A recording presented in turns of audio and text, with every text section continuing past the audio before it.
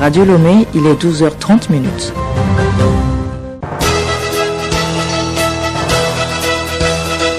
Le journal Bénédicte Kanda.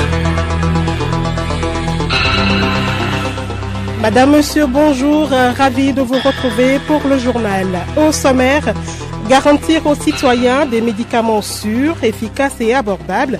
Voilà l'enjeu qui réunit les pharmaciens du continent et d'ailleurs pour le 23e Forum pharmaceutique international.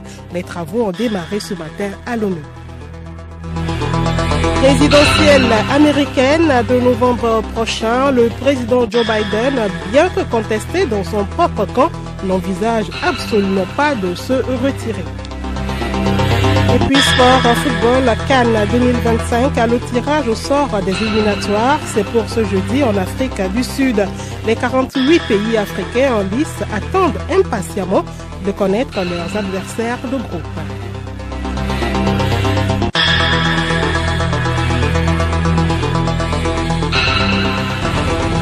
radiolomé.tg. Bienvenue à tous. Les professionnels du secteur de la pharmacie, de la santé d'Afrique et leurs partenaires d'Europe sont à Lomé pour 4 jours. Ils échangent leurs expériences et réfléchissent sur une production locale du médicament en Afrique. C'est la chef du gouvernement, Victoire Tomega-Dogbe, qui a ouvert les travaux de ce 23e forum pharmaceutique international. Alice Berthe-Barandao. Plusieurs discours des instances pharmaceutiques pour situer le contexte du forum marquent l'événement. La chef du gouvernement, ouvrant les travaux, a salué la forte mobilisation des pharmaciens au forum de Lomé. Elle a transmis les salutations chaleureuses et fraternelles du président de la République, Faure Zinania Zingbe, et ses souhaits pour la réussite du forum.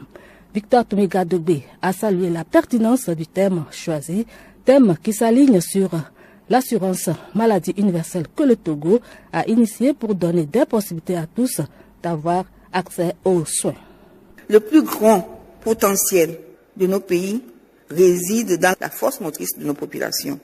Hommes, femmes, jeunes qui chaque jour, dans les gares routières, dans nos marchés, dans l'économie réelle, ne cessent de créer de la richesse, parfois avec des moyens du bord, et dans un contexte où nous ne facilitons pas toujours leur vie.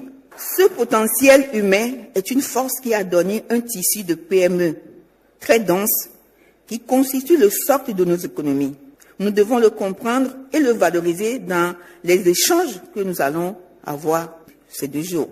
Je vous engage dans ce sens à proposer des pistes innovantes pour faciliter les transactions, les déplacements et les relations économiques.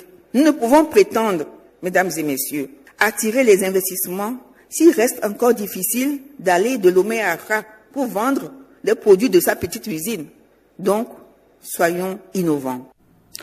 Auparavant, le président du comité d'organisation du Togo, Dr Nyassine Toufa, s'est réjoui du patronage de cet événement international par les autorités togolaises. Il s'est dit confiant que le rendez-vous du donner et du recevoir va permettre de relever les défis auxquels le secteur de la pharmacie africaine fait face. Plusieurs participants se sont félicités de la tenue de ce forum, le 2e du genre au Togo. Le forum de Lomé va durer 4 jours. Merci à vous, Alice Berthe-Barandao. On passe à l'actualité internationale. Le journal Bénédicte Kanda. Actualité hors du Togo donc, les autorités béninoises redoutent la pollution de leurs eaux et se mobilisent. En cause, un bateau s'est échoué à quelques mètres d'une plage de Cotonou très fréquentée. Il transporte des tonnes de gasoil. Des opérations de pompage ont été lancées. Des motopompes, des camions-citernes sont en train de le vider. Les autorités espèrent que ces opérations vont se terminer au plus tard demain vendredi. Les baignades ont été interdites dans ces eaux. Le Kenyan est secoué depuis 2 semaines par une vague de contestation déclenchée par le projet de loi prévoyant de nouvelles taxes. Les manifestations ont été perturbées par les violences. Les militants à l'origine du mouvement veulent repenser leur stratégie et ce malgré l'annonce par le président William Ruto du retrait du projet de loi. Et pendant ce temps, en Haïti, des policiers kenyans portant des gilets pare-balles et des armes automatiques ont été aperçus en train de patrouiller pour la première fois dans les rues de la capitale Port-au-Prince.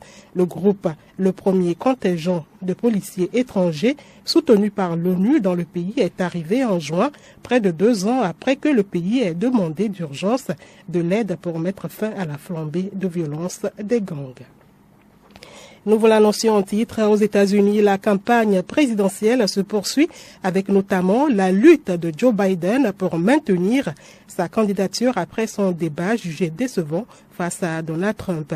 Le camp démocrate s'interroge à haute voix sur l'opportunité de changer de candidat. Le président de 81 ans a conscience des doutes sur sa capacité à aller au bout, mais n'a pas l'intention de se retirer. Écoutez Radio Lomé et vous avez tout le Togo dans votre maison. La suite de ce journal, l'eau, c'est la vie, dit-on souvent. Il s'agit d'une source indispensable pour la vie quotidienne.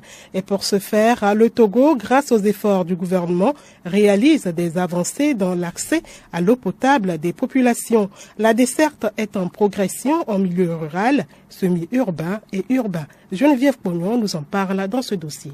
De 2014 à 2023, le taux d'accès à l'eau potable en milieu rural est passé de 47% à 71%, de 42,6% en milieu semi-urbain et de 47,7% à 69% en milieu urbain. Pour ce faire, plusieurs projets ont été lancés dans toutes les régions du Togo, comme le projet PASCO ou Pachmout. Ces projets visent à renforcer le réseau de distribution, de réhabiliter les infrastructures existantes ou en installer de nouvelles. Pour le gouvernement qui compte atteindre une couverture universelle dans les années à venir, l'enjeu est désormais de maintenir la dynamique. Il s'agit d'intégrer régulièrement de nouvelles initiatives et stratégies afin de répondre aux besoins sans cesse croissants des populations. L'objectif est de passer le cap des 80% d'accès à l'eau potable à la fin de l'année 2025. Toutefois, des défis comme la dispersion des habitats, du mauvais entretien des équipements, des contraintes budgétaires restent à relever. Merci à vous Geneviève Pognon. Bientôt les vacances, les enfants vont passer plus de temps à la maison où ils reçoivent l'éducation. Seulement, il a été constaté de nos jours le manque de respect de certains enfants à l'endroit de leurs aînés. Quelles sont les raisons qui expliquent cet état de fait? Jean-Baptiste Ativor et Bello Nouko ont tendu leur micro à quelques citoyens.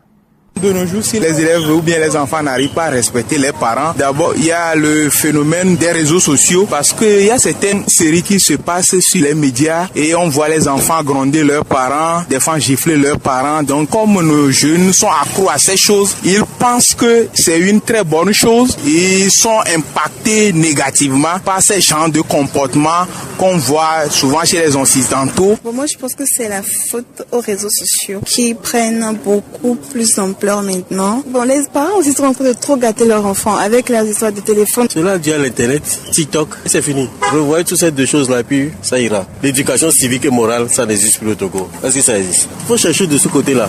Moi, selon mon avis, cela est dû à un manque d'éducation. De nos jours, les gens parlent de droits de l'enfant et on se base sur ça. Et l'éducation, c'est un peu reculé. Je peux dire que les parents ne font plus le travail comme il se doit.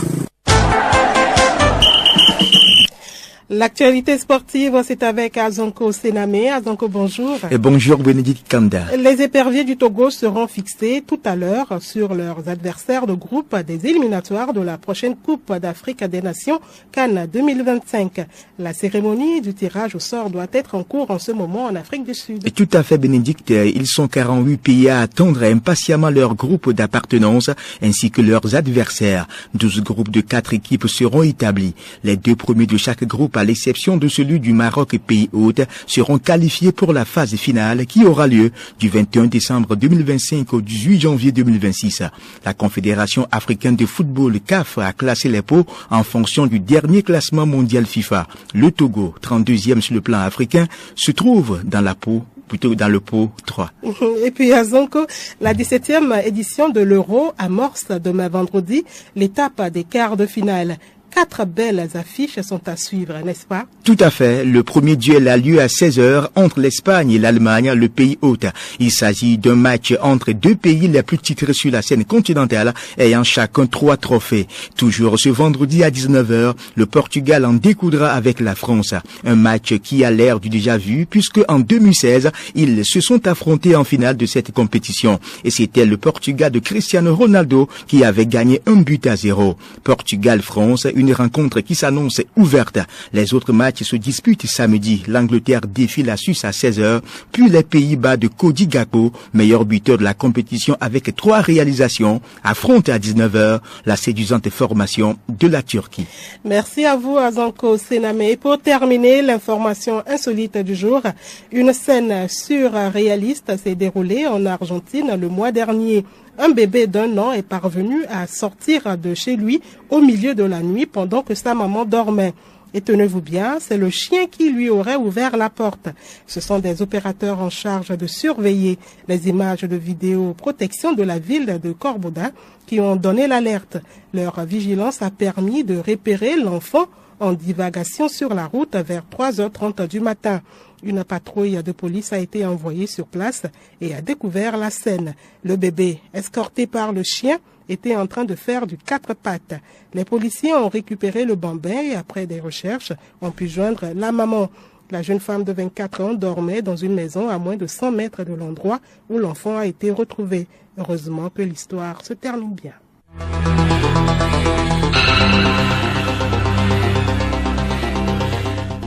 Madame, Monsieur, voilà, c'est la fin de ce journal. Merci de nous avoir suivis. L'essentiel à retenir dans l'actualité de ce jeudi, le début des travaux du 23e Forum pharmaceutique international à Lomé. Les participants réfléchissent aux moyens de garantir aux populations des médicaments sûrs, efficaces et abordables. Présidentielle américaine de novembre prochain, le président Joe Biden, bien que contesté dans son propre camp, n'envisage absolument pas de se retirer. Et puis sport, vous venez de suivre Cannes 2025, le tirage au sort des éliminatoires, c'est pour ce jeudi en Afrique du Sud.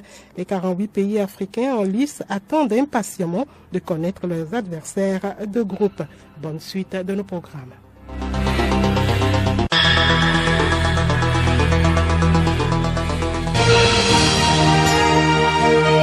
Radio Lomé, boîte postale 434, email radiolomé@radiolomé.tg. Radiolomé.tg